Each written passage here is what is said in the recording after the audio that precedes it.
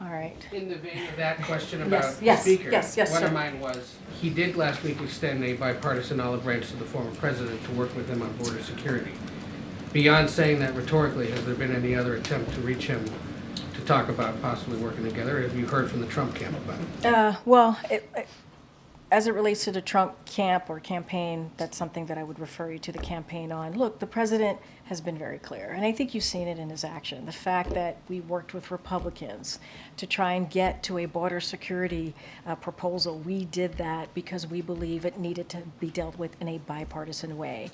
And I would add that when we are able to work in a bipartisan way on behalf of the American people, we get things done, right?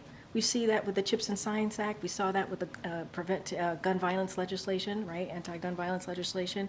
You saw that with the infrastructure legislation. Remember last time around, during the last 4 years of the last administration, it was a punchline. Infrastructure, week was a Beyond saying punchline. last week, there's been no active attempt to get the former I president. don't have, I am saying to you, I don't have anything to read out, but I do want to say, when we work in a bipartisan way, we are able to get things done for the American people. We just are. And we see that. We see that with historic pieces of legislation that will change the lives of Americans for generations, which are incredibly important.